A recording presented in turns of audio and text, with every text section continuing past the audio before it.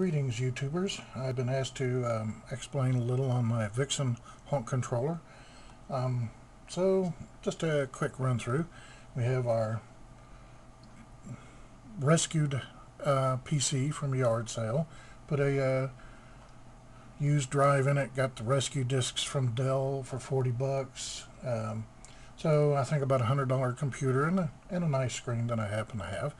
I'm using an Olson 595. It runs off the printer port, and the reason why I do that is the printer port is actually shared and can be used to run simultaneous sequences on different channels using Vixen. And Vixen fit my budget because, well, the price tag was correct, which was free. So let us start up Vixen right quick. We'll roll down here to Vixen. Well, actually, quickly, let's do this. We have 595 here. We have our amp bank here. This is for the Zombie Groundbreaker prop I'm going to build this year. This is for the house sound. It's the most powerful amp that I have, which loops a background ambient noise sequence that's really good. This is for the ghost that hangs in the tree, and this is for the coffin guy who sits up and says different things. These are USB sound cards that hook up to the amps, and Vixen will address each one of those individually and play a different sound through each one of them. The reason why I only have 3 is that's about all you can get on a hub before you run out of bandwidth. And the 4th one sounds really horrible. So install another hub like I have here, and you can have another 3 on this one too, for a total of 6. I am using 4 right now. I don't know what the upward maximum is, but I have run all 4 at the same time. So, and this is the thumb drive, which actually has Vixen on it, so I can take it to work, and on my lunch hour after I've eaten my sandwich and bag of chips, I can work on sequences if I want on my lunch hour, just on my lunch hour. So let's open it up. Let's go to Vixen 2.1.1.0. That's the latest, greatest version. I'll scroll down to Vixen and double click, and I change the house, the Christmas house to a Halloween pumpkin. The first sequence we're going to look at is the house sequence. And it runs constantly. It just loops in the background and plays its music over and over and over again. You'll notice that each one of these are coded by the season dot the prop dot what the prop does or says dot the interface, which can be either 595 or DMX. The range of channels, and then the actual channels that prop affects. This allows me to keep Halloween separate from Christmas, and also allows me to keep the different interfaces separate from each other. So yeah, it kind of gets for a long name, but it tells you right there in the name, this is a Halloween sequence. It is the coffin. He says Saturday Night Fever. I caught it and died from it. It works on the 595 interface, which is coded for 1 through 64, which is what a 595 does. And this particular sequence uses channels 9 through 12. Each channel down here on this is broken up into a series of 4. So first one is 1 through 4. The next one, hello, dropped my flashlight. The first one here is 1 through 4. The next one is 5 through 8, 9 through 12. So this would be the channel that all the requests go out for that coffin guy. So we are looking for Halloween house sequence with preview 595 right there. So let's open it. It's verifying that I've got an Olson hooked up. Yes, I do. Let's make this maximum, and I have my red, green, white, and strobe. The white and the strobe are my lightning effect. The strobe is set to fire as fast as possible, so you get that flash that you usually see with lightning. And then the white light is also powering up, but it doesn't come on as quick as a strobe, so it kind of fills in. So you get that flash and then that background kind of low flash. And these two together make my lightning scene. The red and the green are just oddball colors to put on the house at different times. You can see red and then green, and then we scroll over. Let's also turn on the visualizer, wherever it got off to. Here we go. And we can actually see the sound data on this. This particular loop is a 9-minute 56-second loop of ambient sound. It has thunder and lightning in it, and a few other screams and howls and high wind.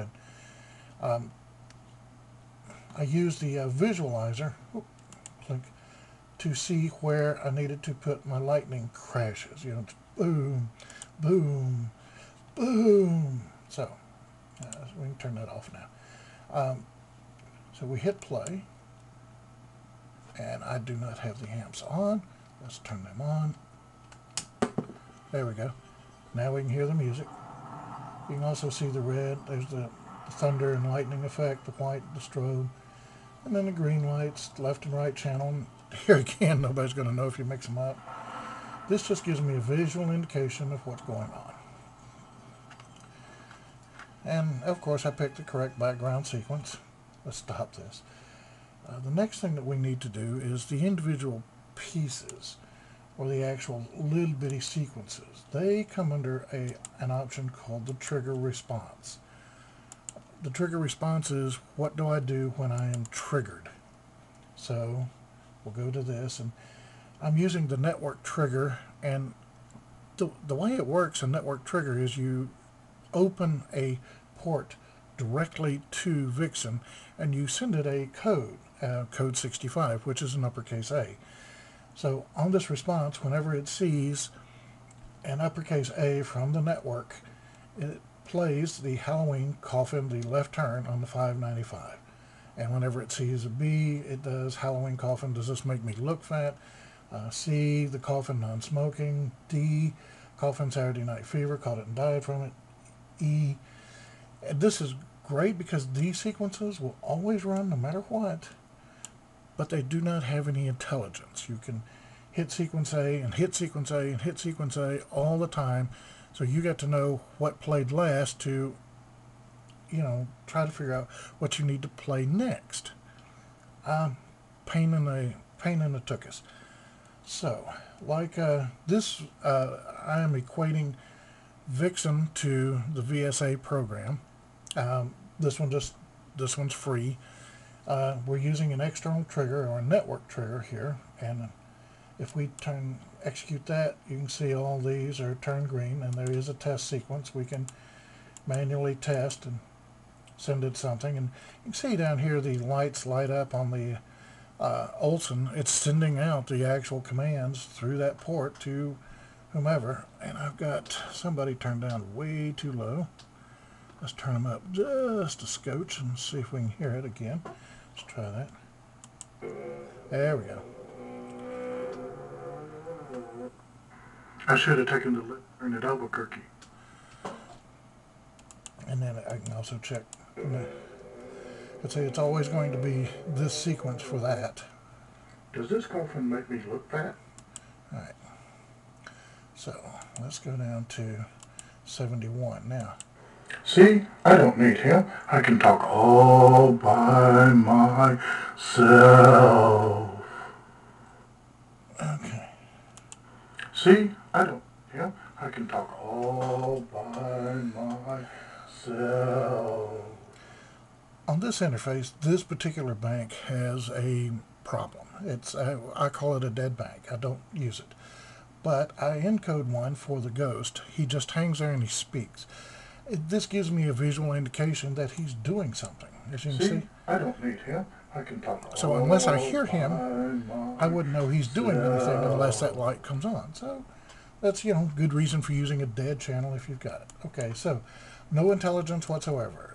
It won't do this one and then go to the next one or any of that happy stuff. But because it is network controlled, you can use a little PHP, which I've got here. This is called XAMPP. It's a distribution of PHP with Apache built in, MySQL, a lot of other things you won't use. What I'm using is the Apache and the PHP, and you can see it's running, so we'll just close that. This gives me web capabilities to allow, and it allows me to encode or make decisions. So if we come over here, let's see if we can do this without disrupting too much. And let's see. There we go. Come around. Big computer. Hey, it's got the same background. Open up a browser window, and I already have this saved. Go to honk control. Same background again. Each one of these buttons will do something. The coffin has 5 sayings, so I have 5 buttons. It's left turn, look fat, non-smoking, Saturday Night Fever, and skin and bones. These little chevrons right here indicate which button is next. Now the ghost only has 3 for right now. Pay no attention. All by myself, and I smell trick-or-treaters. And that little chevron here. And then this runs the actual foggers for a period of time. 1 minute, 2 minutes, 3 minutes, 4, 5 minutes, 6 minutes, 7 minutes more. Sorry. Been reading Dr. Seuss a lot. I also have some singing pumpkins, 9 of them, and they sing a song. I Put a Spell on You, the Screaming Jay Hawks song. And then this is Halloween, and if I really get the time, I'll encode maybe a couple of more songs, and their buttons here. This is the one I use all the time. This one is called Mass Effects. Now this is where intelligence comes into play. It actually gives me the ability to go, okay, this one is running, this one needs to run, and this one's next. So let us start Vixen back over here, and we can hear the music playing. Crash. Let's turn that down just a scotch. If I hit, I'm going to Mass Effects, or actually, I hit this button, you see the button go down, it kind of gives me a visual indication something's happening. So I hit Mass Effects. See, I don't need him.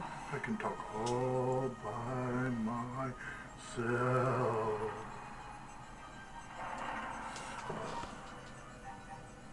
Okay, we've got somebody turned down just a little bit too low. Let's try that again. Oh, hello. And come back over here. And of course the camera comes loose.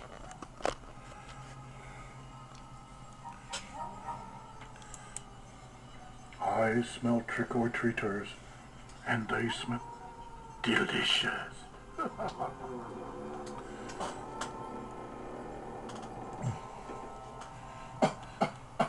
I asked for a non-smoking coffin. So this is a lot of information going on, and down here in the basement it's easy to keep track, but when you're outside, yeah, not so much. And we can see that the lights are changing here because I see the indication, but I can also see it up here. So if I click this again, we'll see this is the ghost saying something. That's the foggers firing up for 1 minute. This is the coffin, the light, the fog, the lid, and then I had the skeleton, but that thing keeps breaking every year, so I haven't even included it. And effectively, this allows me to, if we come back to here and see if we can do this without dropping the camera again. Cameras really don't like to be dropped. This is just picky like that.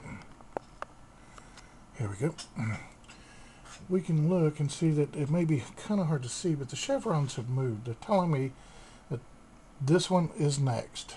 And then here, because there's only 3, it's already wrapped and come back around to the top. So if I hit Mass Effects, everybody moves downward. And the sequence, all I have to do is punch this button, and because it's a web page, I can pull it up with my phone if it's hooked to my local area network. Or what I did use was I used my iPad. I put in my local address, which was 192.168.1.135, and then the path to it, which was Halloween and /X2. I have a script on the front of that looks to see what's being accessed, if it's a big system or a small system, and shows the buttons accordingly. And that's pretty much it. All I have to do is hit this one button, 3 things fire, and I can actually later on, if I wanted to, automate some of this so that if I see somebody coming down the road, I could use a channel. Because I have the lights flashing back at the house, it's kind of hard to see coming down the road. In fact, that was the main idea for this year, looking here at this part where the zones left and right. And what I'm going to do is mount motion motion trigger devices and let them communicate back to the system by lighting this little area up here or this area up here, and then would tell me. I could even then, if I wanted to, use that to trigger, say, another sequence or start a sequence. So I could totally make this haunt 100% automated. I like the button pushing effect, though. It gives me a little bit more control, because even if it quits and everything's done, I can come back here and click a coffin sequence if I want, or a fog sequence if I want, and make it run. And that is pretty much it. If you have any questions, post them in the comments. I will try my best to answer them. Thank you very much.